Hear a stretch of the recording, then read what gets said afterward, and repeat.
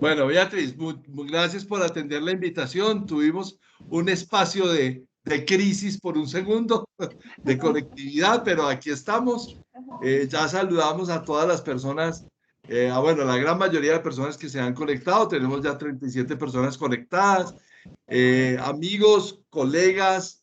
eh, Esta conversación es entre ustedes y Beatriz Acevedo. A Beatriz y yo tenemos unas preguntas preconcebidas, porque lo conversamos para darle flujo a la conversación, pero siéntanse en plena libertad. Al lado derecho de ustedes hay una utilidad que es levantar la manito, cuando quieran levantar la mano para hacer alguna intervención breve, porque el tiempo es oro en televisión. Todos esos comentarios, opiniones, preguntas y disensos son bienvenidos en este espacio. Acá no hay nada escrito en piedra, nosotros no somos Dios nuestro Señor para tener razón en todo, no nos la sabemos todas, pero en Zona Segura sí sabemos quién sabe de cada cosa. Entonces, por eso invitamos a Beatriz Elena Acevedo Arenas. Beatriz, amiga, colega, gran devoción que sentimos por tu trabajo, por tu quehacer, por tu forma de abordar los problemas, por esa mesura, por ese cariño, por esa sensatez que nos imprimes cuando nos compartes los temas de gestión de crisis. Saluda y empezamos nuestro diálogo con nuestra primera pregunta. Bueno, creo que parece que el universo nos está mandando un mensaje y empezamos con un problema técnico que por fortuna se pudo superar. No era una crisis, pero sí un riesgo frente al tema que vamos a tratar, un riesgo técnico. Yo les digo, bienvenidos a este conversatorio. La idea es que realmente conversemos, ¿cierto? O sea, que puedan ustedes participar y pues, compartir algunas de las experiencias que he tenido y, digamos como lo que he ido no almacenando, sino más bien incorporando de acuerdo con el contexto en ese tema tan amplio, tan retante que se llama gestión de crisis. Entonces, a todos bienvenidos, gracias por estar en este espacio, gracias a Zona Segura por la invitación. Gracias, Beatriz. Beatriz, la primera pregunta siempre es de rigor porque pues, cuando abordamos un tema y tenemos un público tan variopinto, tenemos gente de universidades, tenemos madres, cabeza de familia, tenemos profesionales en diferentes disciplinas, desde trabajadoras sociales pasando por ingenieros de seguridad y salud en el trabajo, financieros, de todo. Homologuemos conocimiento.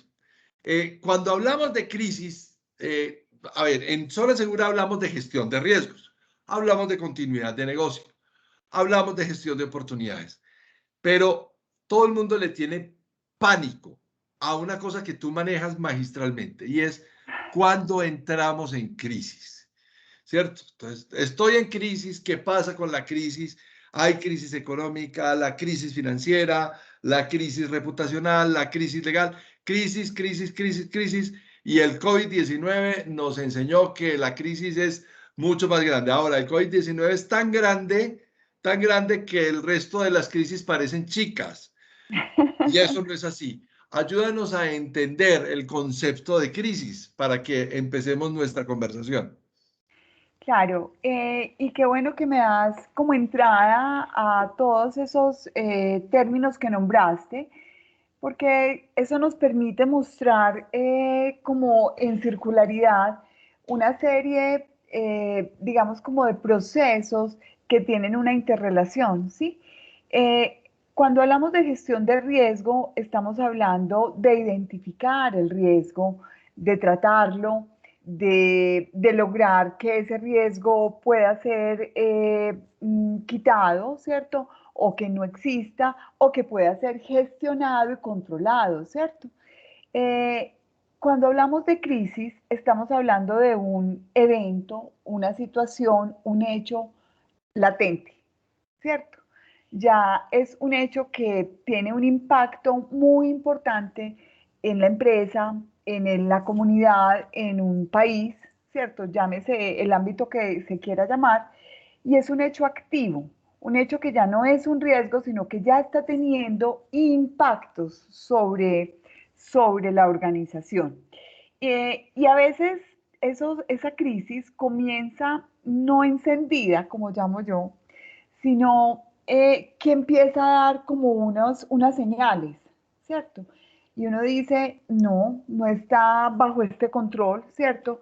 Y empezamos a hacer lectura de esa situación y vemos que se va a abocar en una crisis. A veces se nos da esa posibilidad, que es además una buena posibilidad, digamos, para gestionarla.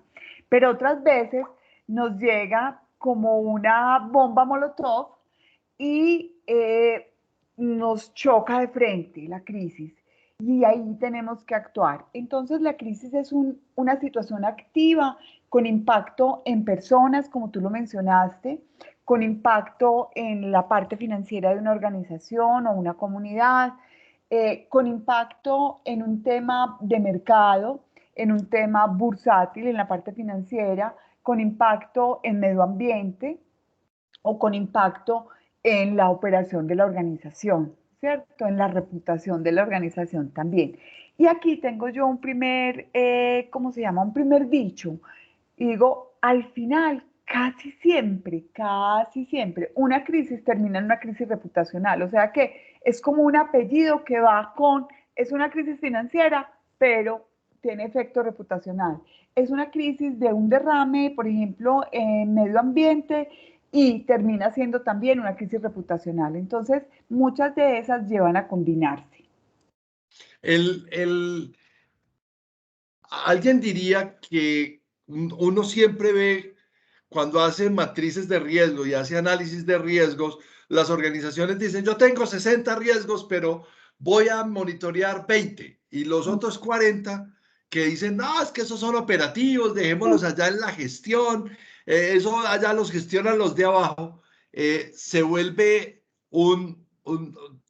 tú me has escuchado varias veces decir esto, son como los ratones que hay en las alcantarillas. Todo el mundo sabe que están ahí, todo el mundo sabe que hay ratones en las alcantarillas, pero mientras no salgan a la superficie, allá están bien. Pero cuando un ratón sale, todo el mundo se empanica. Y esa reacción, cuando las aguas brotan de la alcantarilla y salen al exterior con todas sus suciedades, eso hace que una organización sienta un, un momento de impacto. Tú hablaste ahora de impactos y reputación. Entonces, para que avancemos en el tema, la imprevisión es la madre de todas las desgracias, decían las abuelas. Y si esa es la actitud, esa es la que le da origen a una crisis. La pregunta es, ¿qué tan posible es hacer planificación de crisis, Beatriz? En imprevisión. Sí, porque cuando hablamos de la imprevisión, pues listo, yo no preveo nada, no estoy anticipando nada, pues listo. Ah, ok. Hablemos de eso. ¿Es posible hacer planificación de crisis? Vean, hay dos, digamos, como dos temas que quiero traer a colación, ¿cierto? Cuando Dale. hacemos gestión de riesgo y crisis, estamos actuando inteligentemente en garantizar que la empresa permanezca en el mercado, ¿cierto? Permanezca prestando sus productos y servicios, permanezca generando empleo, permanezca generando valor, innovación, todo lo que puede hacer una organización. ¿Por qué? Porque nos permite actuar eh, con una planificación en tiempo, no afectada ni estresada por una crisis que esté activa, ¿cierto? Y entonces allí estamos preparándonos para tener primero unas declaratorias frente a cómo queremos manejar la gestión de crisis, unos valores sobre los que nos queremos fundamentar en la gestión de crisis, unas premisas también de actuación, ¿sí? Eh, estamos preparando a un equipo técnicamente en gestión de crisis, pero no solamente en la parte técnica, sino también en las habilidades blandas que se requieren y que son fundamentales en la gestión de crisis.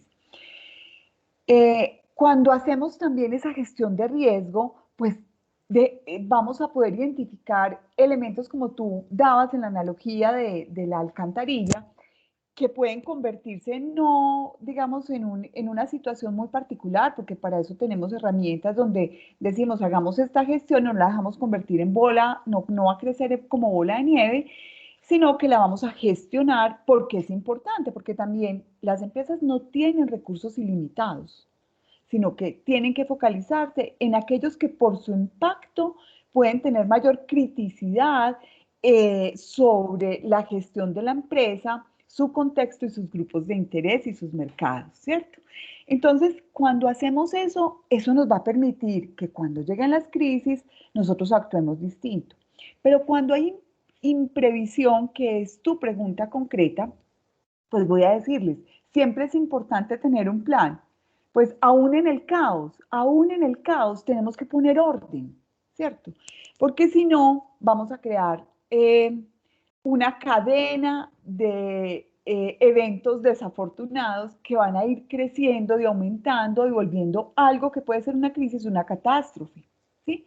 Entonces, sí, la respuesta es, tenemos que lograr poner orden y tratar de planificar aún dentro de ese caos de imprevisión. Y nos toca, cuando estamos en la imprevisión, pues entonces armar un equipo, ¿cierto?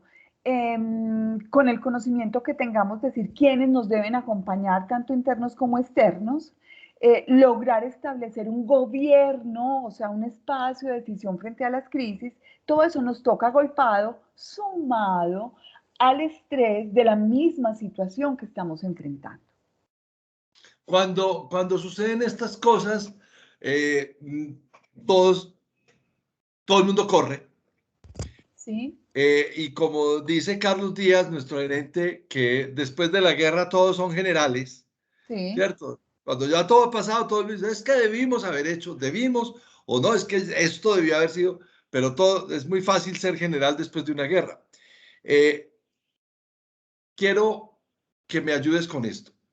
En una organización, en un proyecto, en un trabajo cualquiera.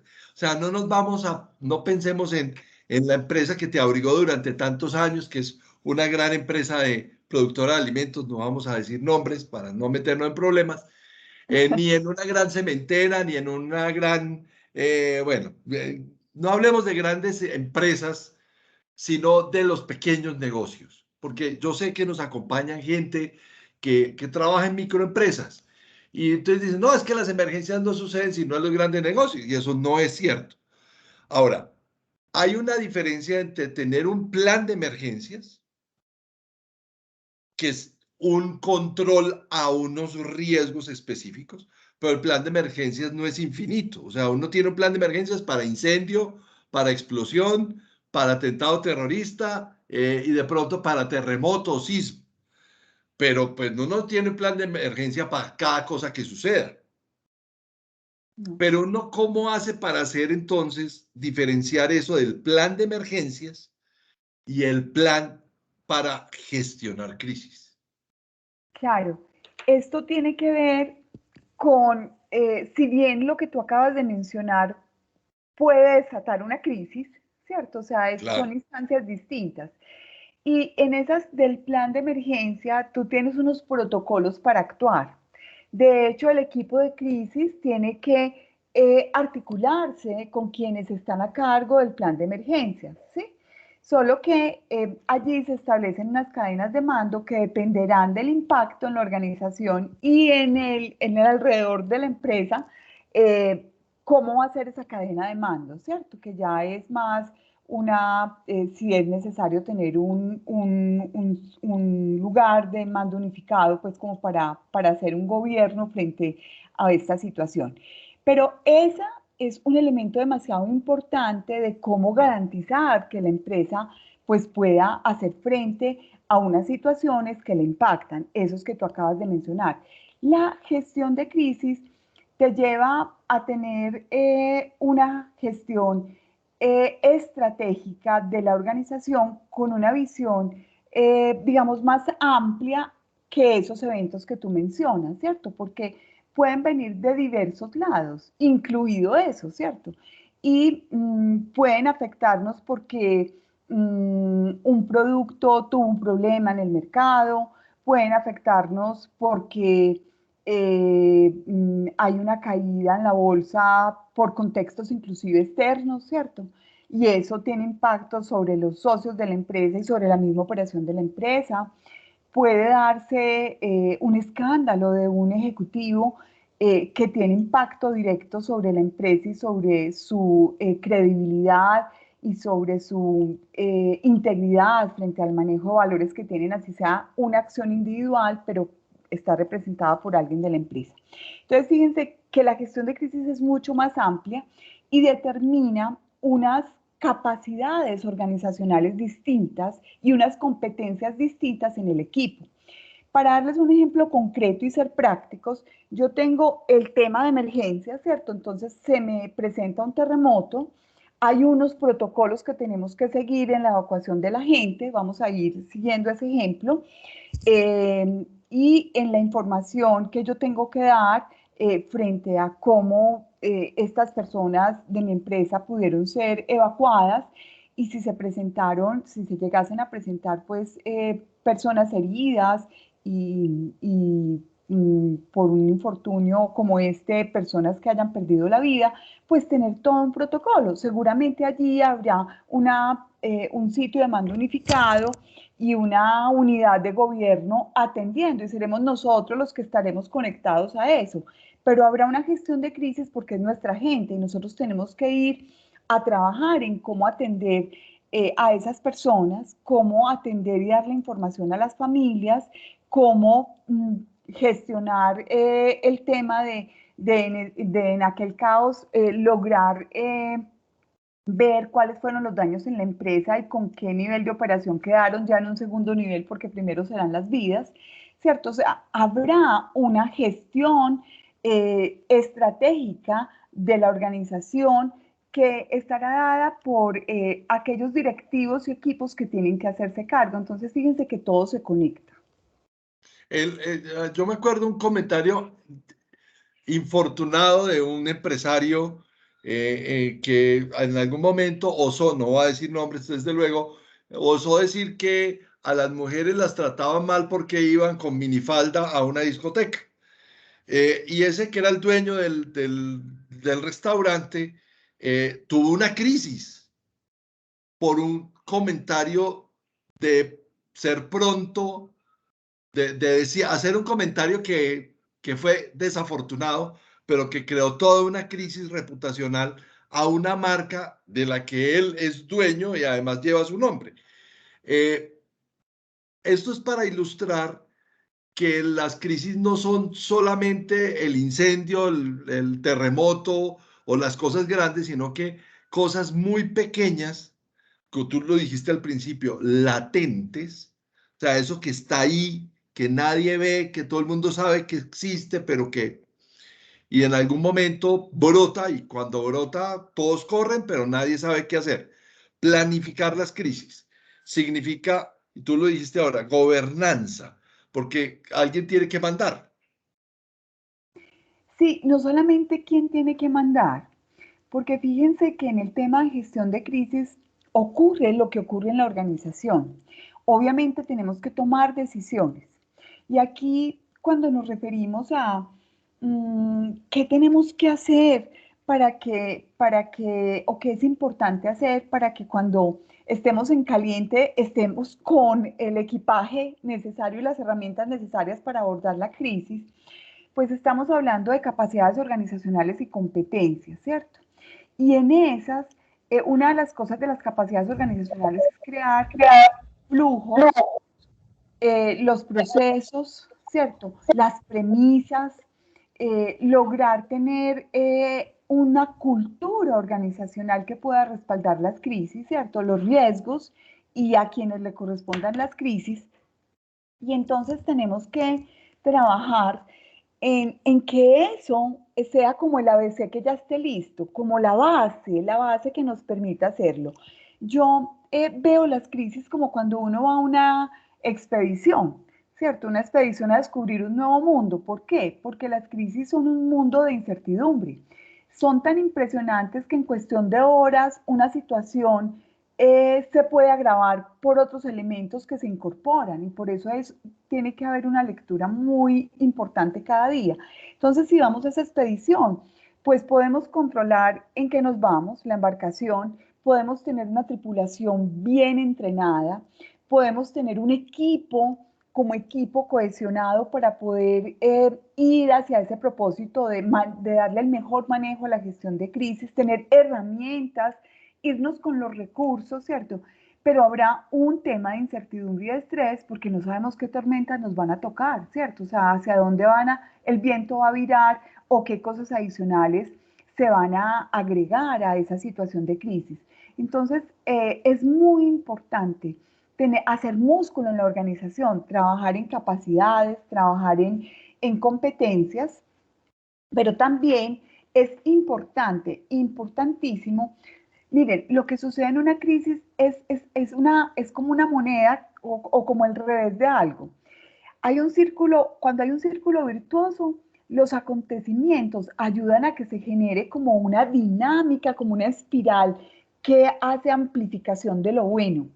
Cuando hay un círculo donde hay improvisación, entonces, ¿qué sucede? Todo lo contrario y viene un evento sobre otro, sobre otro, sobre otro y se produce, como les decía, la catástrofe.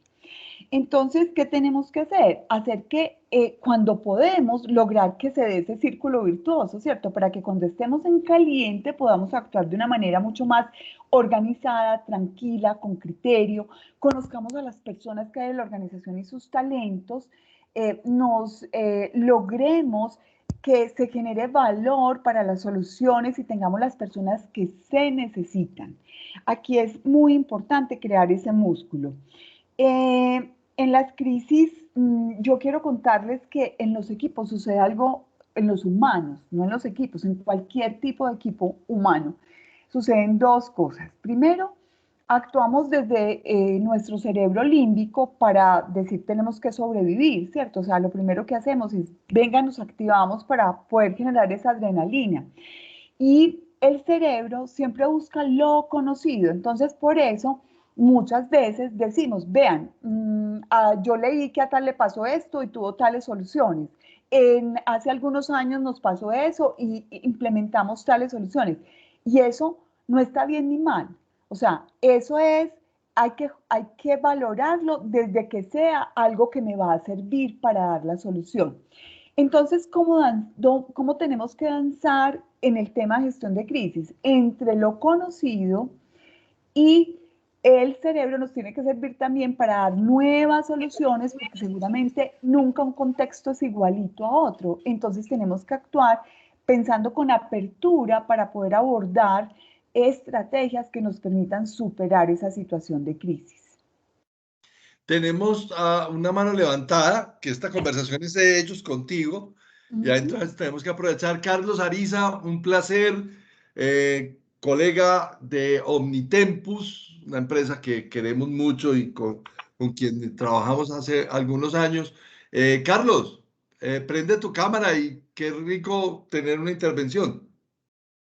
Gracias, Carlos Eduardo, y gracias, Beatriz. No, básicamente es que dentro de los pasos asociados, Beatriz, y perdón, me meto ahí, ha estado muy interesante el tema, es que desafortunadamente cuando nosotros no tenemos identificado bien ese proceso de evolución de la crisis, pues es que se nos sale de las manos, porque al final del día, como tú lo mencionabas, Carlos, dices, por ahí hay un ratoncito saliendo. Ese es el primer incidente que le está diciendo, ojo, prenda la alarma, monitoreelo porque se le pueden salir 100 ratones al tiempo. Después de ese incidente de ese ratoncito viene una emergencia que es donde le aparecen 10 ratoncitos más y se empiezan a reproducir debajo de la mesa y usted no se da cuenta y lo deja nuevamente seguir evolucionando hasta cuando la crisis ya no son 100 sino 10.000 y le terminan invadiendo la empresa, dañándole el producto terminado, las materias primas, etcétera, etcétera, etcétera. Y si a eso le sumamos que nosotros desafortunadamente tenemos muy bien lindos los business continuity plan, los planes de continuidad del negocio, en filigrana de oro, con cuero de búfalo, pero nunca lo ponemos a prueba realmente a través de esos ejercicios de manejo de crisis como el tabletop, el limited scale o el free range. Para los que no están acostumbrados de pronto a esa jerga, pues básicamente es hacer unos ejercicios de mesa para ver si realmente lo que está escrito ahí le sirve a la compañía. Yo me he encontrado casos personalmente, Carlos, trabajando en el área de seguridad, en donde hay un Business Continuity Plan del año 1998 y nadie lo ha actualizado.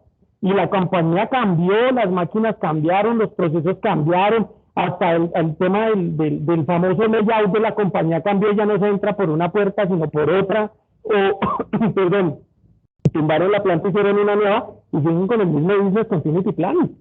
Eso es horroroso. Entonces, desafortunadamente, cuando nosotros llegamos al tema de la crisis, Beatriz, estoy muy alineado contigo, es porque desafortunadamente esos eventos desafortunados los hemos dejado agrandar como cuando hacen una bomba de chicle. Eso va creciendo, creciendo, creciendo hasta que el momento se revienta. Ese es un punto.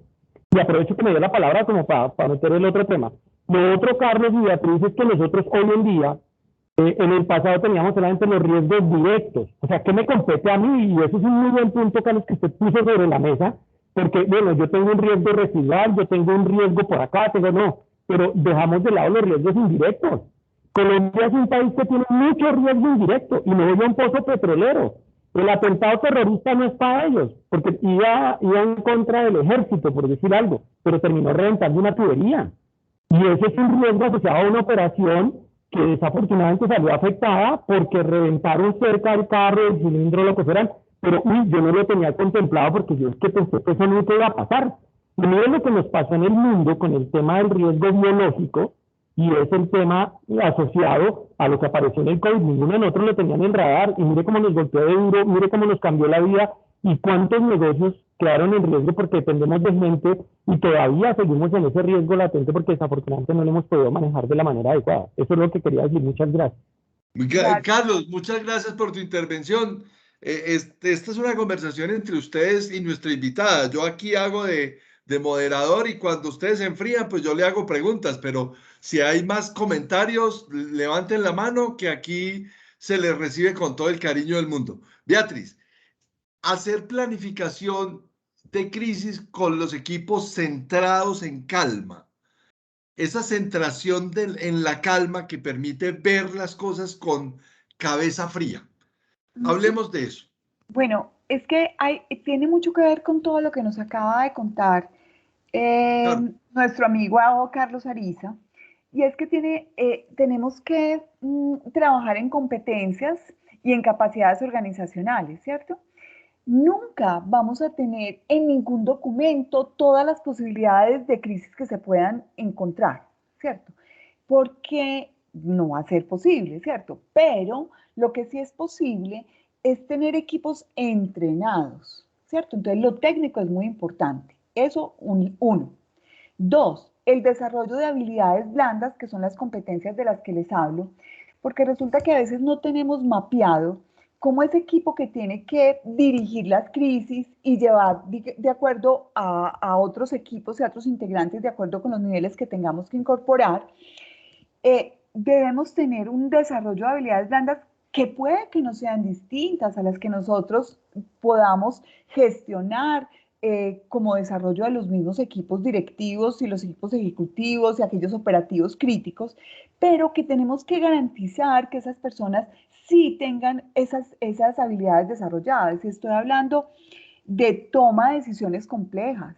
Es que cuando yo me enseño solamente, como decía Carlos Ariza, a funcionalmente decidir sobre cositas que están solo en mi cajoncito de alcance, pero cuando yo ya veo que la complejidad es que lo que yo decida va a afectar a la organización y va a afectar a la comunidad en la que está en la empresa, o va a afectar al sector, o va a afectar al medio ambiente porque es un descargue en un río, etcétera, mis decisiones van a tener unos impactos mayores. Estamos hablando de que las soluciones que tenemos que buscar, esas habilidades de resolución de problemas deben ser una habilidad desarrollada en ese equipo. Estamos hablando de habilidades relacionales. Fíjense que aquí es muy importante tener empatía. Aquí no solamente ser el mejor técnico, sino saber cómo me voy a relacionar con los equipos o con las personas de pronto internas afectadas. Estoy hablando, por ejemplo, de un downsizing que puede llevarme a una crisis reputacional y a una crisis obviamente humana para las personas que están afectadas en los casos, por ejemplo, de cierres de empresas o de traslados de empresas, ¿cierto? Igualmente, no solamente para cuando están afectadas directamente las personas internas, sino para que yo pueda tener la capacidad de lograr tener aliados, porque no solamente son los internos, sino los externos que requiero para superar el problema. La inteligencia emocional. Aquí es muy importante aprender a tener lectura de las emociones. Y yo aquí voy a dar una frase que es importante para quienes lideran la crisis y es aprender a hablar de la emoción, más no decidir en la emoción, que eso es una cosa muy distinta y eso es para la vida, ¿sí? Y el trabajo bajo presión y también cómo lograr en esa resolución de problemas, pues potenciar la capacidad de la organización y de la gente y de esos aliados para innovar en soluciones que a veces no están ahí, pero que se pueden crear y pueden ser inclusive oportunidades. Entonces, estoy hablando de competencias y de capacidades organizacionales. Por eso, la gestión de crisis debe ser una capacidad organizacional y es una capacidad crítica, porque estamos hablando de cómo poder lograr llevar a la empresa a un buen puerto cuando estamos en una situación de estas. Cuando hay tantas pulsiones, digamos que en términos de la mano derecha y la mano izquierda, las opiniones de unos y otros, las presiones de las redes sociales, todos estos públicos de interés que aparecen alrededor de un fenómeno o una situación que se vuelven factores atenuantes o agravantes de la crisis, uno dijera, bueno, ¿qué hacemos con todos esos grupos de interés? Quiero plantearte lo siguiente, o sea, en algún momento, otra historia, también de un microempresario o de una microempresaria, llegó una persona a pedir un almuerzo, no se lo dieron y se volvió una explosión, ¿cierto? No hablemos de nada de marcas, pero son situaciones que se escalan y se van volviendo de un tamaño miedoso que finalmente hasta la crisis se puede volver a favor de uno si uno la sabe manejar. ¿Sí? ¿Cómo es este tema del manejo de los grupos de interés, En la Beatriz, crisis. en la Bueno, crisis? estás tocando un tema muy importante. Realmente ya pues solos no somos en nada. O sea, antes y en algún momento de la historia de hace muchas décadas hacia atrás del siglo pasado, las empresas casi que guardaban en una caja de seguridad las crisis, ¿cierto? Para que nadie se diera cuenta. Hoy eso no es posible ni debe ser posible, ¿sí? Y entonces aquí vienen unos temas interesantes. ¿En qué marco de valores me muevo yo en la crisis, cierto? O sea, eso no puede ser una cosa que no la inventemos cuando tengamos la crisis al frente, porque eso es fundamental. Y voy a ponerles ejemplos que todos conocemos. Cuando el Exxon Valdez se hizo el derrame en Alaska, pues quien presidía la empresa dijo que eso no era un problema, ¿cierto?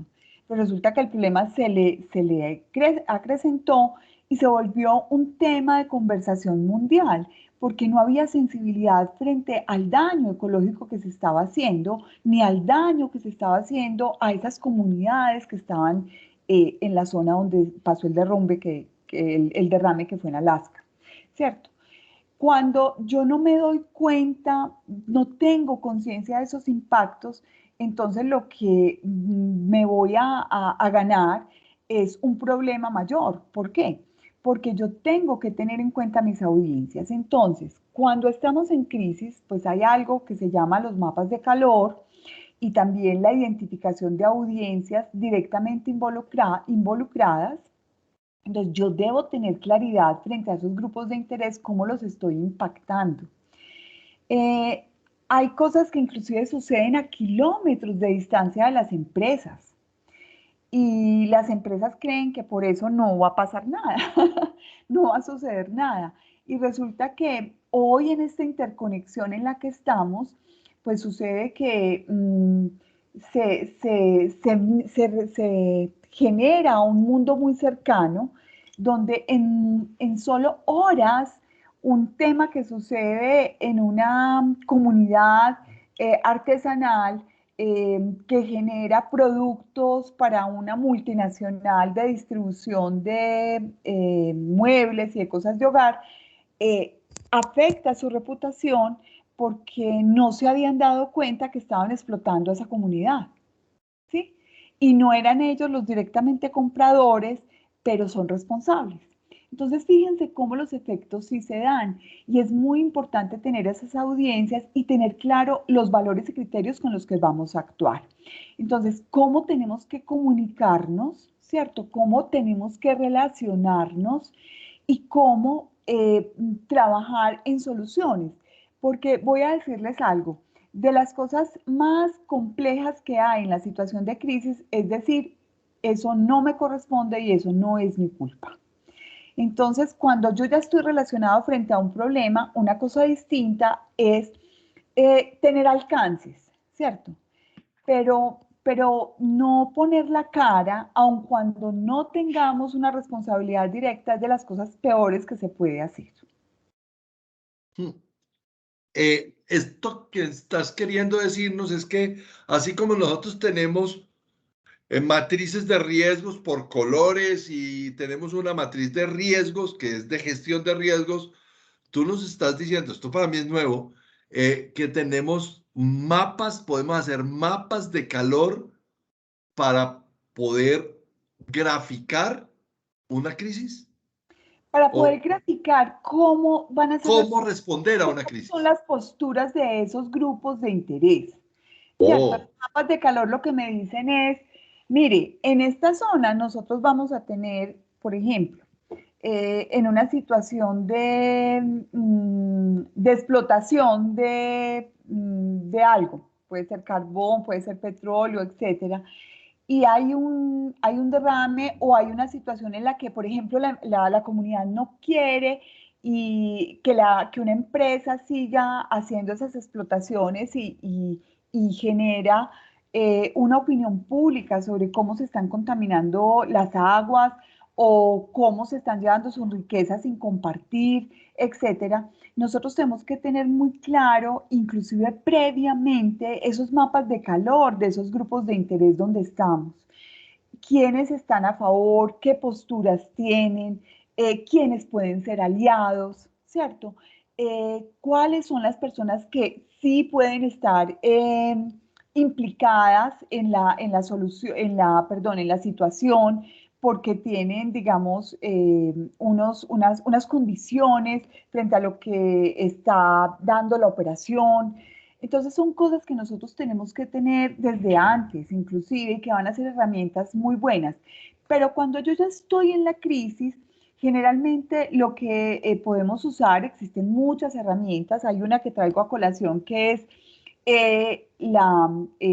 todo el tema de determinar cuáles son las situaciones, los intereses de los grupos que están directamente impactados por la situación, sus intereses y no solamente los que están directamente impactados, sino aquellos que pueden estar relacionados. Y estoy hablando, miren, tan sencillo como los medios de comunicación, como el gobierno.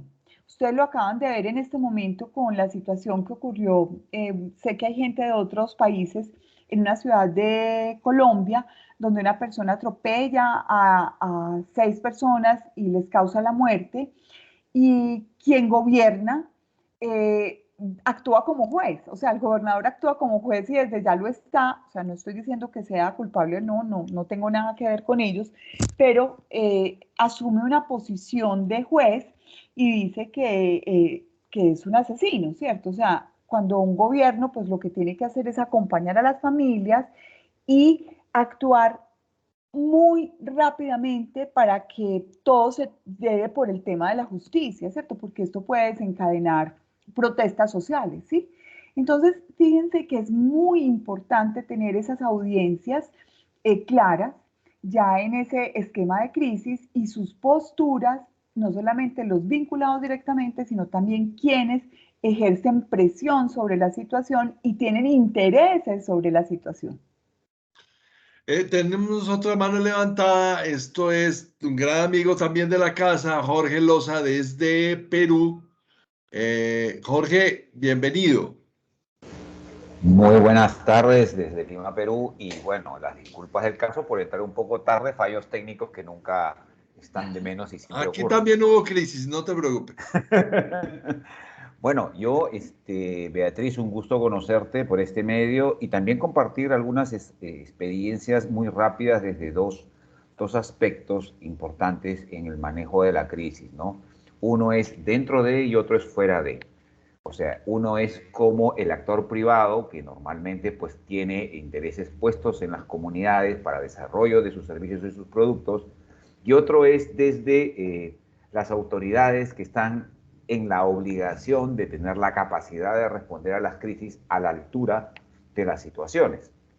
Entonces, mucho se observa de que este tema del manejo de crisis, y acá sí los voy a meter a los dos en el mismo saco, el privado y el público, que va desde el aspecto netamente comunicacional, ¿no? Y esto me ha tocado así como una experiencia siempre. En la administración pública, donde he pasado buena cantidad de años, he visto que los jefes, gerentes o líderes de comunicaciones de las instituciones públicas asumen la gestión del crisis como esto es todo lo que tengo que hacer y solamente es esto, y aquí se quedan, ¿no? Se quedan con el tema comunicacional, lógicamente no conocen el tema técnico y mucho menos saben lo que va a pasar en la cancha, ¿no? Y por otro lado, en el sector privado, que sí he visto cómo se articula mucho la comunicación estratégica con el riesgo empresarial, más la conducción de los equipos técnicos para el tipo de eventualidad. Caso concreto,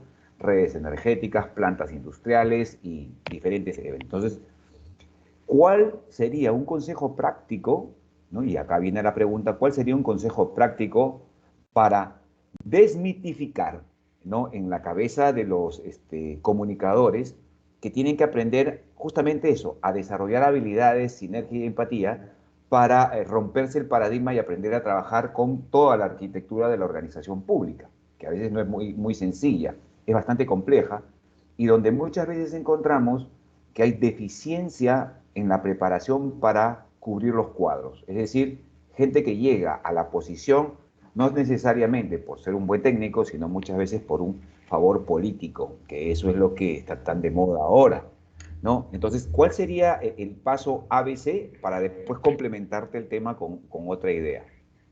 Gracias. Gracias por ese tema, por lo que estás planteando, porque nos va a permitir traer varios elementos aquí. Primero, uno, el rol no garantiza, o sea, cuando contratamos a alguien que es muy competente, es el director de una unidad de negocio, es un gerente regional de país, es un ejecutivo que está a cargo de un proceso clave de la organización y que tiene en su manejo a su responsabilidad muchos equipos y resultados de la organización. Eso no garantiza que sepa gestionar crisis, ¿cierto? Entonces, lo primero es que esa competencia la tenemos que asegurar por el nivel de responsabilidad que tienen estas personas que están a cargo, digamos, de la organización.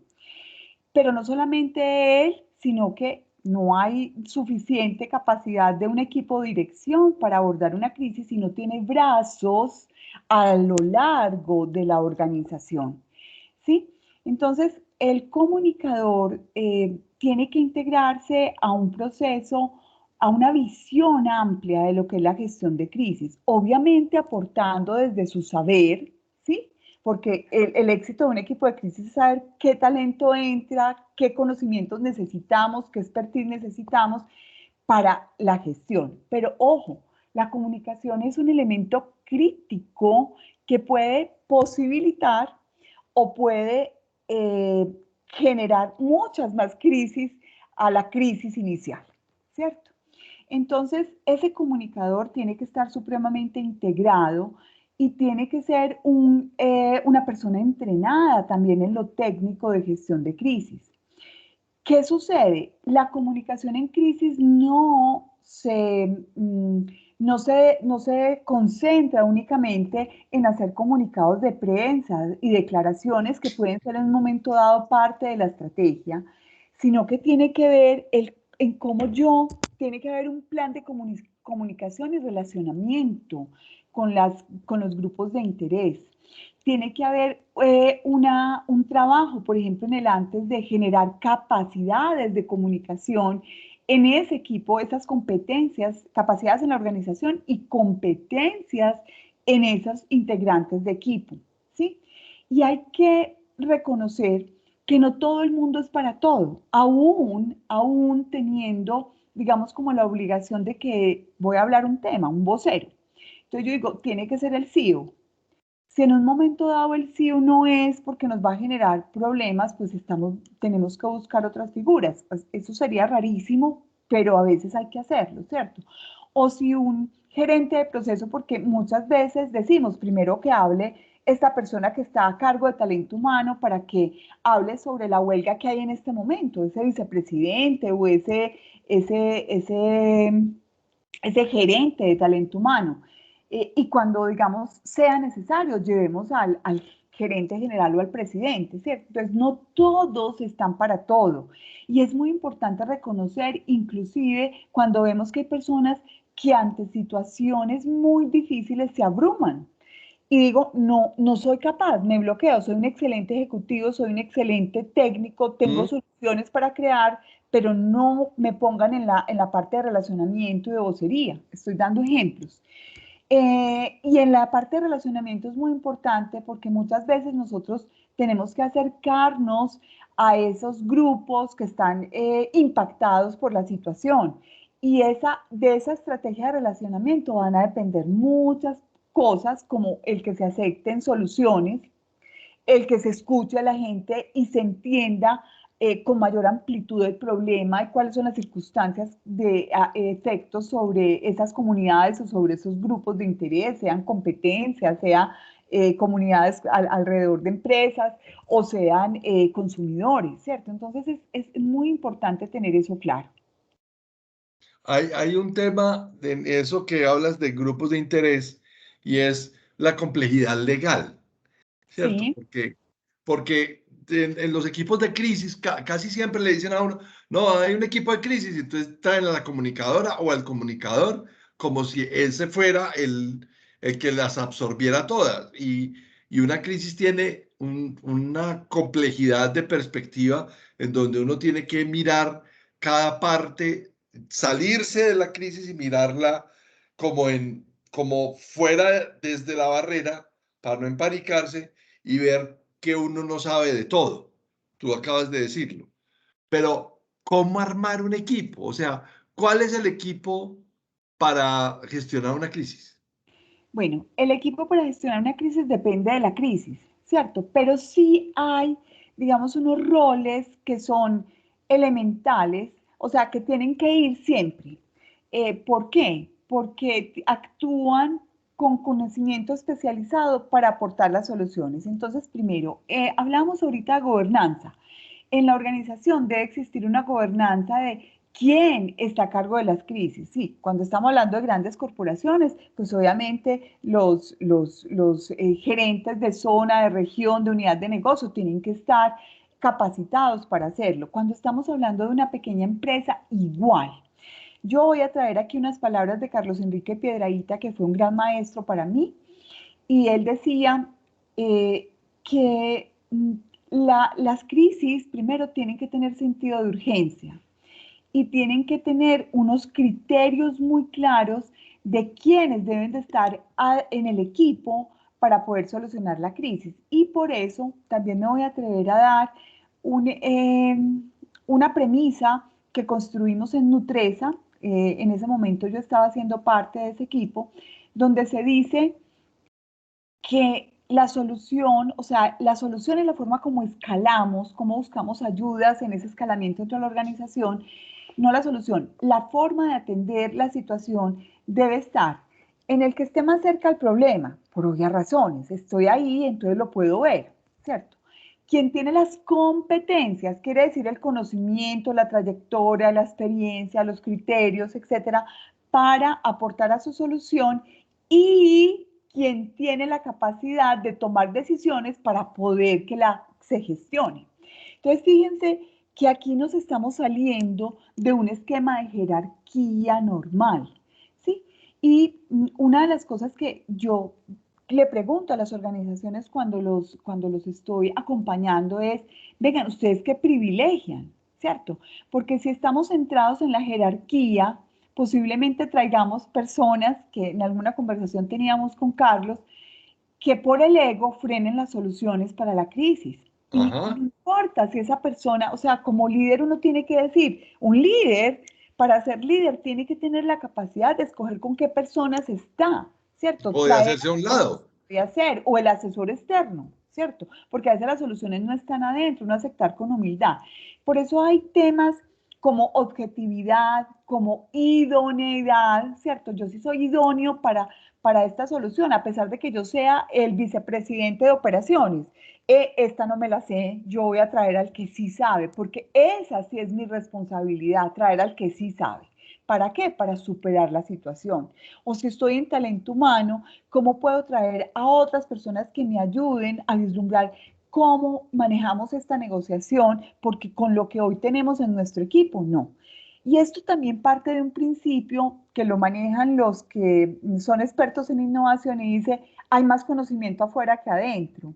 Puede que sí o puede que no, porque puede que adentro esté el experto, pero siempre habrá más conocimiento afuera, pues por obvias razones, hay más gente, tiene que haber más conocimiento afuera. Es cuando el criterio me da para traer el de afuera, cuando yo en mi evaluación digo, ¿saben qué? Con humildad, no, la solución no está aquí adentro. Y eso requiere valentía. Y aquí viene mi segundo punto en ese equipo. La cohesión de ese equipo es muy importante. Yo les hablé ahorita de habilidades. De eso nos tenemos que hacer cargo, de cómo les desarrollamos esas habilidades blandas y técnicas. Pero lo segundo es cómo ese equipo debe ser cohesionado. Hay un factor importantísimo en el equipo de gestión de crisis y es la confianza.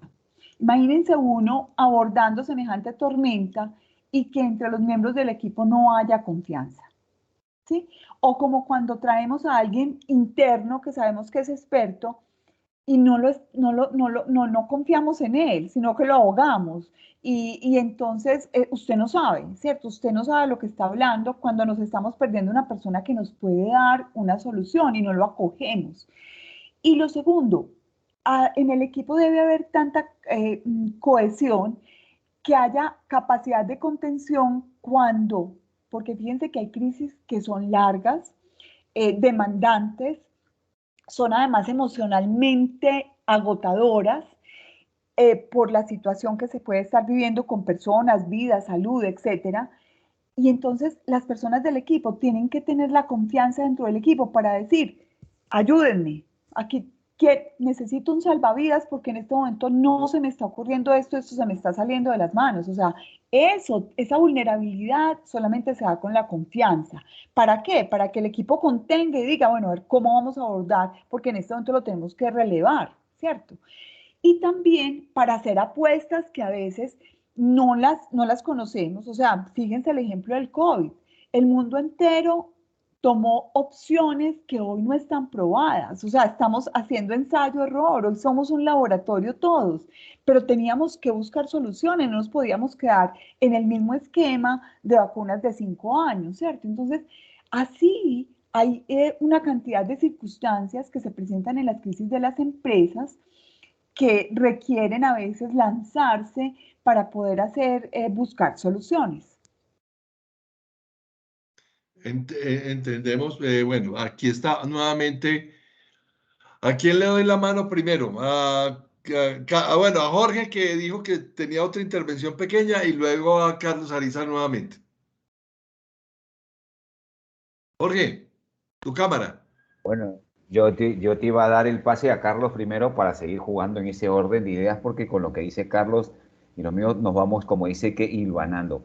Bueno, sí me parece interesantísimo lo que de hecho muchos hemos vivido, y solamente para compartir una idea interesante, este tema del liderazgo, que va asociado justamente al manejo de las crisis, porque, o sea, como se dice, ¿no? Si uno no reconoce su límite en el momento en que va a decir, bueno, hasta aquí llevo yo con mi radiación, el otro tiene que irradiar y me tengo que complementar para terminar de amalgamar el efecto, ¿no? Ahora, esto en las organizaciones, sean privadas o públicas, muchas veces por la gestión del tiempo no es muy fácil de manejar, ¿no? Lo que es más, cuando hacemos el análisis de ausentismo en los ejercicios o prácticas de puesta a prueba de los planes de continuidad de negocios o los de manejo de crisis, ahí te das cuenta que el eterno ausente siempre es el tomador de decisión, porque asume que está altamente calificado para poder resolver la ecuación. Pero cuando tú lo ves en ecuación, y lo cuento como una anécdota que me ocurrió hace unos, ya serán pues 6 años, cuando estaba en uno de los ministerios, tuvimos que entrenarlo en 5 minutos al secretario general para que fuera vocero, porque nunca en su vida había hablado en público. Entonces nos tocó amalgamar el conocimiento técnico con el comunicacional y comenzar a impostar a una persona para que pudiera, dado que tenía la jerarquía del caso, en poder abrir la comunicación, tranquilizar al público, ¿no? Y al final, como se dice, los técnicos fuimos los que construimos la imagen porque no había nada claro en lo que él tenía que decir, y tampoco ni el jefe del gabinete de asesores, que se supone que es la otra persona mejor entrenada, él dijo, no, yo doy un paso para atrás porque esto no lo manejo. Entonces ahí, como se dice, pudimos reconocer cómo se construye un buen comunicador, un buen vocero desde la parte técnica. Voy a pedir la mano en eso que estás diciendo. Yo también tuve la oportunidad de estar en una empresa pública. Eh, Aquí hay algo importante y es que tenemos que privilegiar, digamos, quien tiene la capacidad, el conocimiento para hablar. Si yo necesito la presencia, porque voy a ponerlo así, como nos dice Stephen Covey, hay que hablar directamente y coger el toro por los cachos y necesitamos que la cabeza esté presente, ¿cierto? Entonces, en ese caso, es muy importante que ese personaje que muestra la autoridad y que está dando la cara esté rodeado de las personas técnicas y se asista de esas personas para que precisamente el mensaje que se vaya a dar sea el que es, ¿cierto? De todas maneras, igual es un riesgo grandísimo si no sé si esa persona realmente con su impronta puede abordar un tema por ejemplo, de medios de comunicación, ¿cierto? O en un consejo, por ejemplo, donde venga usted, rinda cuenta sobre cómo están abordando esta situación, que es otro en la parte pública, quienes pues a quienes hay que rendirles cuenta, pues, de parte de un gobierno, sea en el cargo en que esté, ¿sí? Pero entonces allí es muy importante uno lograr que haya un técnico. En Centroamérica, por ejemplo, me tocó unas prácticas que también son, digamos, como otras formas de llegar cuando no es el gerente el que está abordando y que necesitamos precisamente, como lo mencionaba Carlos, alguien que sepa navegar en el tema legal y que no nos meta en problemas, ¿cierto? Porque de pronto a veces es una filigrana muy importante. Y entonces en Centroamérica es muy común, por ejemplo, que se utilice el representante legal de la empresa, que está debidamente, además debidamente preparados para hablar ante grupos de interés y medios de comunicación, por ejemplo, y los representan, ¿cierto? Y dicen, nuestra empresa o la empresa, soy representante de la empresa y esto es como nuestra declaración y esto es lo que estamos abordando y estamos tomando estas medidas, etcétera, etcétera. Pero es muy clave acompañar a esa persona que no tiene el conocimiento técnico y posiblemente no tenga del todo el manejo con medios de comunicación, como es el caso que tú acabas de mencionar. Un tema que me parece que viene ahora a colación y es el manejo de la verdad y el reconocimiento de la culpa. Ambas cosas en una crisis son caminar sobre el filo de la navaja, ¿cierto? Porque decir la verdad los hará libres, dice la frase. En el tema de las crisis, bueno, y reconocer la responsabilidad, salir a reconocer la responsabilidad, sí. ¿Cómo se maneja eso, Beatriz? Bueno, miren, Depende. aquí yo quiero traer a colación como lo que nos está dando a conocer Edelman en su última encuesta de confianza, el Trust Barometer, el Trust Barometer, que es un barómetro de confianza.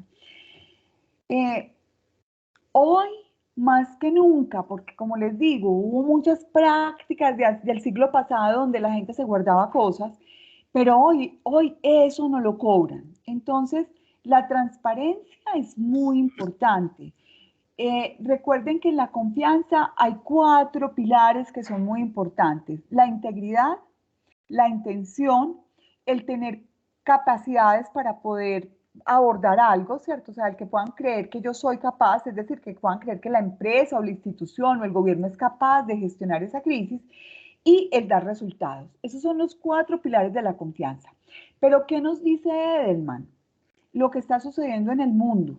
Dice, como hay tanta información, la infopedia, entonces la empresa se vuelve como esa cueva donde yo me refugio y donde yo puedo tener confianza porque es lo que tengo cerca, ¿sí? ¿Y eso qué genera? El que los empresarios sean chiquitos, medianos o muy grandes como corporaciones, eh, manejen un tema de transparencia y de rendición de cuentas que hoy, paradójicamente, siempre criticamos, perdón, discúlpenme aquí un estornudo que pude parar, criticamos al sector público pero es el único que rinde cuentas. Espontáneamente las empresas no rinden cuentas a excepción de aquellas que están cotizando en bolsa, sí, que es una obligación hacerlo. Pero rendir cuentas genera confianza, ¿sí? Entonces, estos pilares y esto que nos dice Edelman en su barómetro de confianza, que además es una información disponible para todos, búsquenla, nos muestra cómo la gente le dice a los dueños de empresa: usted no solamente se tiene que preocupar por hacer su producción o su operación, o su servicio, y por generar valor en el mercado y generar valor para sus accionistas y generar empleo, sino que usted tiene que actuar como ciudadano empresarial, ¿cierto? Necesitamos más, necesitamos que tengan iniciativas sobre lo que está ocurriendo alrededor en el contexto donde se desarrollan las empresas, y no solamente esperar a que los gobiernos lo hagan. Eso nos está diciendo Edelman. Quiere decir que la gente está esperando más de las empresas sin que se conviertan en gobierno, y se les está exigiendo más a las empresas en el tema del manejo de la información y de sus posturas frente a lo que sucede en su contexto. Cuando entonces hablamos de la verdad y hablamos de la confianza pública en una marca, que es finalmente para eso que hacemos gestión de crisis, para no... Perdónenme un momento, que yo tengo una crisis en este momento con mi mascota que me está dañando un mueble, perdón. Lorenzo, hablamos un tema, y es que cuando nos enfrentamos a una realidad en donde hay tantos grupos de interés de presión frente a una realidad, no Ya podemos volví. Perdón.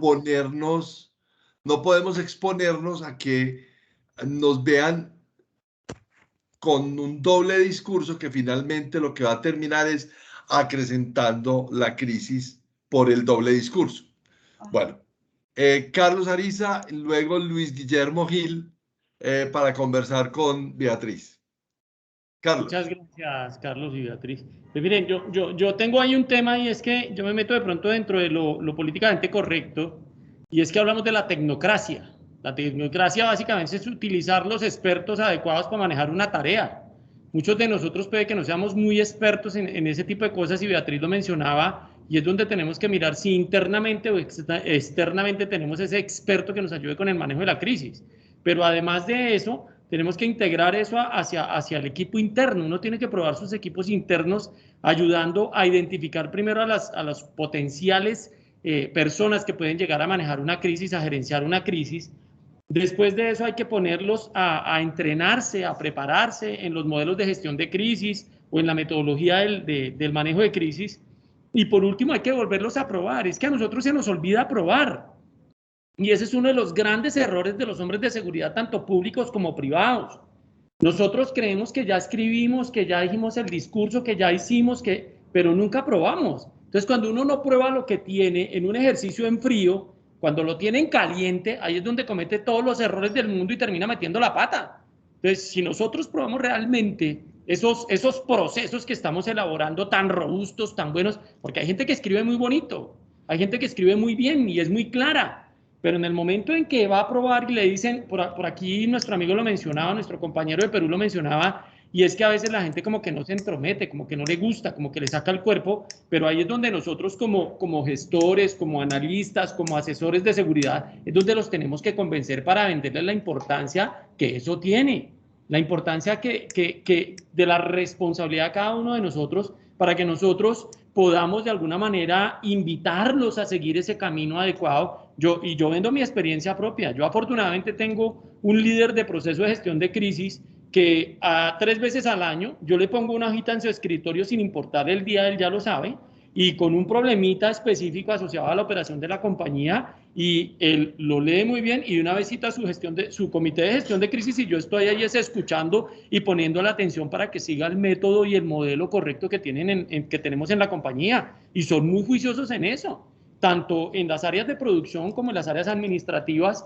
Y cuando pasa algo, y voy a poner un ejemplo y perdón si me extiendo un poco, cuando pasó lo que ocurrió ahorita en el paro nacional que tuvimos Beatriz y Carlos, en donde se bloqueó Buenaventura y nadie sabía qué hacer, y el tema de los contenedores, nosotros en 3 días resolvimos el problema. Claro. Porque inmediatamente vimos que eso se estaba escalando, simplemente dijimos vámonos con Cartagena, y empezamos a mover todo con cabotaje a Cartagena, y nuestro proceso solamente se impactó un día. Pero se impactó un día fue por un tema administrativo de tomar las decisiones de costos, gastos y todo ese tipo de cosas, pero seguimos normal y no tuvimos ningún inconveniente. Y en la parte comercial simplemente suspendimos por temas de seguridad, obviamente, fue el enviar producto hacia el sur del país, de Cali hacia abajo, pero todo se resolvió precisamente gracias a eso, a que el comité durante 3 años tiene un involucramiento profesional y adecuado que nos permitió gestionar las crisis. Entonces, por eso es importante el involucramiento, la identificación, la preparación y la prueba. Y lo otro, y ya con esto cierro, Carlos y Beatriz, es que muchos de nosotros no conocemos los modelos de gestión de crisis, Beatriz, y tú sabes que existen modelos de gestión de crisis dependiendo de la industria. Y también hay metodologías, un método. Es que en seguridad nosotros no tenemos método. Y para las crisis hay que tener un método, y el método de la Organización Mundial de la Salud para lidiar con la pandemia nos deja ver que la metodología fue la adecuada, no fue lenta, fue con prontitud, y ya llevamos casi 2 años, pero hemos salido avante de todo este problema. Muchas gracias. De hecho, si no se hubiera manejado como se manejó, esto no, nos llevaría por lo menos 5 años en manejarlo. Entonces, claro. También hay que aplaudirlo. O sea, esta pandemia pues todavía no sabemos cuánto más, pero lo que sí está claro es que más de 5 no nos va a alcanzar. Luis Guillermo. Pero perdón, Carlos, es solamente para redondear el tema. La metodología es necesaria para todos los procesos, incluyendo para los problemas, procesos e incidentes que tenemos en seguridad. Si no tenemos un método, literalmente, y perdón por lo que voy a decir, estamos muertos. Completamente claro, la organización es muy importante. Hay varias metodologías, no existe una sola metodología para gestión de crisis, pero digamos que los principios de las metodologías de crisis sí se comparten, ¿cierto? Frente a las políticas, frente a la conformación de los equipos y sus entrenamientos, los simulacros para poder que la gente pueda entrenarse en frío, como bien tú lo dices, el tema de los flujos de comunicación, la forma como se escala los problemas, la forma como tiene que operar el equipo y los equipos involucrados durante la crisis, los temas de planificación, de comunicación y relacionamiento, todos esos elementos se dan dentro de la metodología. Y a eso hay que sumarse el desarrollo de habilidades blandas, porque por ahí también se generan crisis, porque encontramos personas que no tienen las competencias en ese desarrollo de habilidades blandas y ocurren problemas sumados al estrés mismo de la situación de crisis. Mira, por aquí me hacen una persona por fuera, me hace una pregunta por WhatsApp que tengo que trasladártela. Luis Guillermo, espérame un segundito, que es una persona directiva de una universidad. Tenemos los campus vacíos de las universidades. Eso es una crisis. Eso es una crisis. Tenemos que volver y eso nos va a generar otra crisis, ¿cierto? Porque digamos que el reasumir o redimensionar la operación de una organización también puede ser sujeto de crisis. Las universidades, las instituciones educativas, no solo las universidades, las instituciones educativas hoy tendrían que tener un propio modelo de crisis para poder asumir y enfrentar este tipo de situaciones que hoy están viviendo. ¿La pregunta es para mí o para la persona de educación? Para ti. Bueno, ok. Bueno, lo primero, miren, yo creo que, y aquí mi mensaje es como el más importante. No importante frente a lo que puedan decir ustedes, sino en lo que me quiero centrar. Los criterios y los principios de abordaje y manejo de crisis son muy importantes para poder gestionarlas, ¿cierto? Entonces, ahí hay un común denominador, llámese universidad, llámese empresa, llámese institución pública, ¿sí? Cuando la BP tuvo su derrame, hay un problema de dimensionamiento de la crisis, escalonamiento de la crisis, pero también de priorización para la empresa. Ahorita lo mencionaba Carlos Ariza, que decía que quienes tendría que estar nunca estaba. Creo que fue él el que dijo, el que Sí, toma las decisiones. el que toma las Entonces, sí decisiones. tiene que haber una claridad así diáfana de que quien toma las decisiones del equipo directivo de la empresa tiene que dar el ejemplo frente a esa priorización, porque estamos hablando de la sobrevivencia de una institución, de un gobierno o de una empresa, ¿cierto? Entonces es un asunto no de unos técnicos que se encarguen de solucionar eso, es una gestión en la que nos tenemos que preparar y cuando se nos presenta tenemos que estar concentrados porque eso es una prioridad, eso no es algo que vamos haciendo al ladito, nos tenemos que concentrar en esa solución. Eso por un lado. En el tema de educación tenemos que hacer unas diferencias entre qué protocolos tenemos que seguir para evitar los riesgos, que ya pues muchos de ustedes han implementado, y segundo, también hacernos preguntas frente a qué cosas distintas tenemos que hacer, porque una de las cosas que nos están planteando los líderes en este momento frente a la crisis es que no es viable volver a una normalidad como la que teníamos antes. Ya inclusive el término normalidad es como, esta es una nueva normalidad, ¿cierto? Entonces, habrá que hacer cosas distintas, ¿sí? Para poder garantizar eso. Y frente a qué crisis se podrían presentar, ¿cierto? Frente a esta situación, pues obviamente tiene que haber un abordaje de planificación, ¿cierto?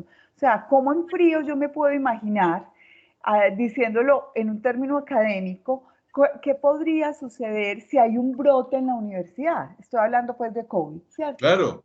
Sí, entonces, ¿qué medidas vamos a tomar? ¿Cómo vamos a hacer? Pero yo diría que cuán importante es trabajar gestión de riesgo, ¿cierto?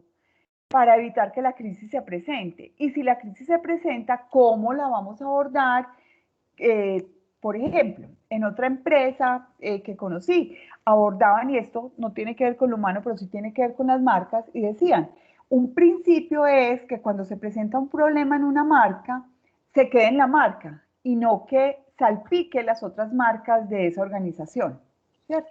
Entonces, aquí es cómo logramos concentrar el problema, darle delimitación para poder que eso se dé, pero por supuesto que tienen que trabajar en esos escenarios. Claro, muy recién empezaron los desconfinamientos y que empezaron las fábricas a tener ya un flujo relativo de mano de obra ya operando en las plantas y en las factorías. Hubo una empresa, volvemos a decir, no hay nombres, que tuvo un brote de COVID porque pues, nadie sabía cómo se manejaba eso, ¿cierto? Y entonces sí, listo, vamos a trabajar, ¿no? El aforo es 35%, listo, 35%. ¿Qué controles tenemos que tener? Los que decía la ley. Entonces, pero es que no fueron suficientes. Y entonces, en el no fueron suficientes, hubo una sección completa de empleados de esa fábrica que se vieron comprometidos, una fábrica de alimentos, además. Entonces, eso había que confinar lo que tú acabas de decir y decir, no, es que fue en la línea de producción tal de tal producto, o sea, no toda la marca, toda la cosa, para no escalar la crisis. Pero aún así, me quiero remitir a una situación que de todos fue conocida recién, en donde hubo un hackeo de un ransomware, un secuestro de todos los servidores de una institución educativa muy reconocida en Colombia y que durante una semana tuvo todos sus servidores fuera, una institución que hoy vive de la educación digital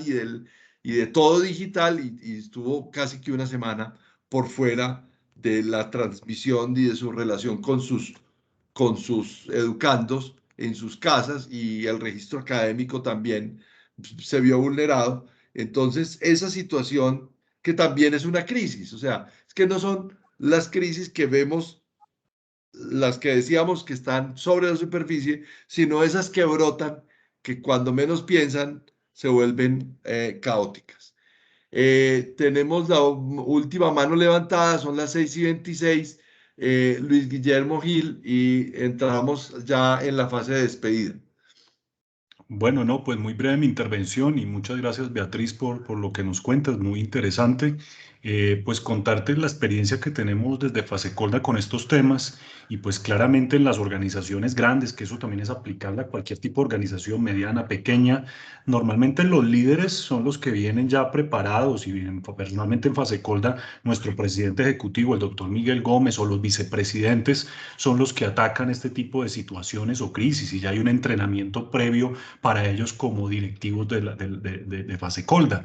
Pero a nivel de directores, por ejemplo, Fasecolda también trabaja en nosotros en el manejo porque es que todos los días pueden haber crisis, grandes, pequeñas, medianas, y no todas pues van a llegar a la alta dirección. En el día a día del trabajo se pueden presentar situaciones y hay que más saberlas manejar como directores de cada una de las cámaras técnicas. Entonces Fasecolda trabaja en nosotros algo que es el entrenamiento a voceros. Entonces hace un trabajo desde que entramos a Fasecolda y todos los años nos actualizan de manera permanente en ese tema de manejar la vocería, cómo se debe enviar el mensaje, que la pirámide invertida, que cómo se debe comunicar la información. Y pues permanentemente nos están actualizando en Fasecolda y pues en el día a día también podemos tener una crisis y la manera como sea abordada, pues se vuelve una crisis gigante. Pero si uno la maneja bien, pues la puede uno controlar con los afiliados, con los stakeholders o con los que estén atendiendo o pidiendo alguna información, un cliente, un gremio, etcétera, etcétera. Entonces, todos los días nos enfrentamos a crisis y hay que saber de acuerdo al tamaño quién la debe abordar, pero hay que preparar a la gente, hay que preparar a los directivos y a todos los niveles, eso no es solo gerentes y directores, a las personas que tengan atención y servicio al cliente. Hay que prepararnos todos para poder comunicar la información de manera adecuada. Ese era mi comentario. Excelente como tema de Gracias, cierre, Luis Guillermo. porque yo les quiero, para cerrar, decir que una cultura las capacidades organizacionales se crean con una cultura adecuada, ¿cierto? Y en el tema de riesgo y crisis, pues tiene que haber una disposición de la empresa para que en cada nivel que corresponda se sepa cómo actuar. Pero voy a traerles otra perlita, y es que la observación, esa que naturalmente nos dieron, que cuando niños está completamente activa, se vuelve en piloto automático cuando nos volvemos adultos. Y resulta que la observación es necesaria precisamente para poder ver esas señales. Entonces, ¿qué tanto estamos creando? Y ya voy a ir a cosas prácticas, esa cultura de observación precisamente para saber qué hacer y cómo estamos preparando a la gente. Voy a darles un ejemplo. Un portero es una persona absolutamente crítica en una gestión de crisis. ¿Sí? Desde que está recibiendo la persona que desencadenó a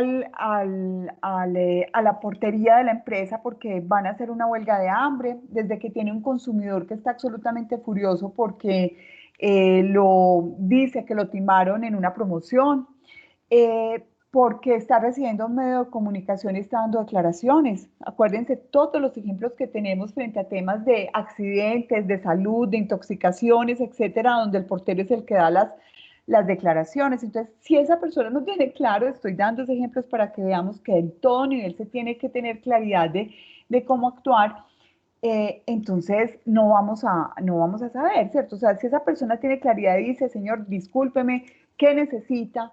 Él está atento a lo que el otro señor está pidiendo, dice, yo no soy, pero voy a comunicarme con otra persona, y ya de ahí se empieza con un flujo y un proceso, un protocolo, pues vamos a tener un poquito más de manejo sobre la situación. Y lo otro que quiero decirles es, vámonos con estas preguntas. ¿Qué tanto en esa cultura empresarial estamos promoviendo personas que vayan más allá de una tarea repetitiva o en modo automático, como yo digo? Pero ¿qué tanto los líderes están dispuestos a escuchar a esa persona, e inclusive qué tanto los líderes están dispuestos a traer otros expertos a incorporarse, expertos internos o externos, a incorporarse en la solución de las cosas, porque los egos son muy grandes? ¿Y qué tanto estamos promoviendo el liderazgo rotativo? Porque cuando yo les daba esa premisa de el que esté más cerca, el que tenga las competencias y el que pueda tomar las decisiones, ¿qué tanto estamos dispuestos a entrar en el mundo de la holacracia para que lidere el que realmente puede darnos mayor valor para la solución de las crisis? Entonces, pues si este es el cierre, a todos muchas gracias, y si hay alguna pregunta estoy aquí a disposición. Beatriz, esto del tiempo en televisión es oro. Aquí decimos, empezamos a las 5 en punto y acabamos a las 6:30, y eso lo respetamos. Muchísimas gracias por tu generosidad, por tu compañía, por tu conocimiento, por la bondad y la empatía con que nos recibes siempre para estos retos. Les recuerdo, esto es Conversatorios para la Sostenibilidad Empresarial. O sea, lo que queremos en este espacio es traer a expertos a que hablen con ustedes para entender cómo seguir sosteniendo los negocios. La sostenibilidad empresarial es la meta última que tenemos en esta organización y en este espacio, en esta comunidad de conocimiento. Somos un grupo de profesionales inquietos por el tema. Aquí nadie está vendiendo nada, simplemente estamos trayendo expertos para que la gente abra sus mentes, quede con inquietudes como lo que nos acabas de dejar, nos vamos haciendo preguntas y podamos resolverlas en el camino. Muchas gracias, Beatriz, por tu tiempo. Esto es un tema de nunca acabar, pero el tiempo en televisión es oro.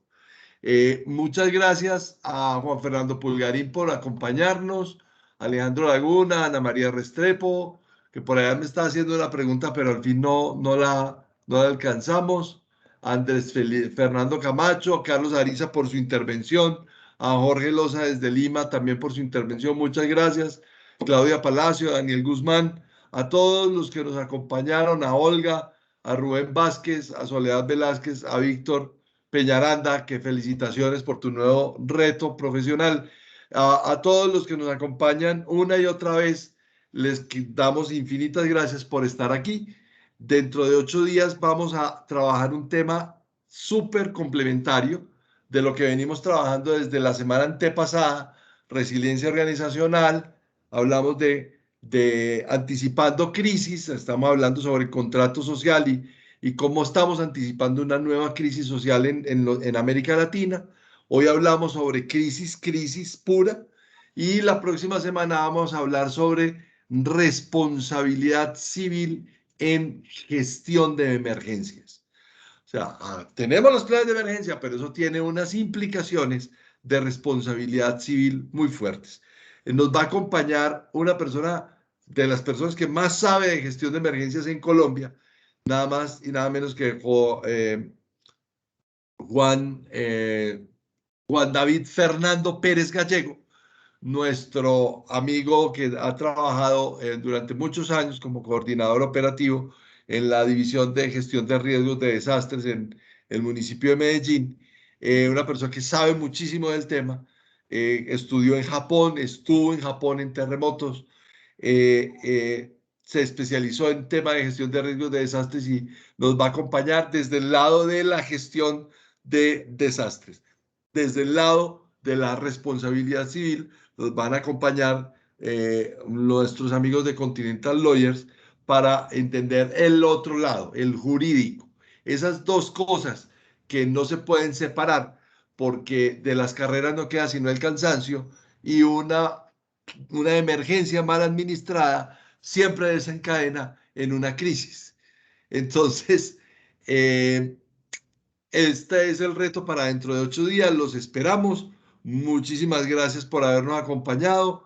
Voy a cerrar ya la grabación. Esta grabación la van a poder ver como cada 8 días en el vlog de Zona Segura.